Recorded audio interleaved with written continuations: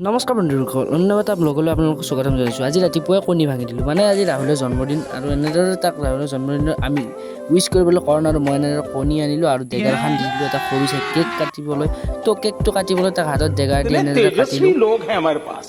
তাৰপিছত মোৰো মানে 1K ছাবস্ক্ৰাইবাৰ কমপ্লিট হৈ গৈছিলে আপোনালোকৰ মৰম আশীৰ্বাদত। তো 1K ছাবস্ক্ৰাইবাৰ কমপ্লিট হোৱাৰ সুখতে ময়ো এটা কেক কাটি দিলোঁ, এনেদৰে মানে চবকে অলপ অলপ দি দিলোঁ। তাৰপিছত কেক কাটি আমি ডাইৰেক্ট মৰণকাণ্ডেম মন্দিৰত গুচি আহিলোঁ আৰু মৰণকাণ্ডেম মন্দিৰত আহি ইহঁতে চিৰি বগাব পৰা নাই, এতিয়া চব ভাগৰি পৰিছে। আৰু মৰণকাণ্ডেম মন্দিৰ আহি বহুত ভাল লাগিল, বহুত পাহাৰৰ মাজততো বহুত ভাল লাগে। আপোনালোকেও কেতিয়াবা আহি চাব বা এটা চাৰিআলি মৰণকাণ্ডেম মন্দিৰ তো বহুত ভাল আৰু প্ৰাচীন বস্তু বহুত আছে। তো এইবোৰ প্ৰাচীন শিল, তো এইবোৰ চাই আমি অলপ অলপ দেখুৱাই দিছোঁ আপোনালোকক। তো আপোনালোকে আহিলে গোটেই দেখাব পাৰে। তো এতিয়া ঘৰলৈ গুচি আহিলোঁ। ঘৰত আহি ৰাহুলৰ জন্মদিনত চাহকাপ খাই মই 1K হোৱা এটা খানা দিছোঁ। তো খানাটো আমি সকলোৱে এনজয় কৰি আমি পাঁচোটাই খাই লওঁ।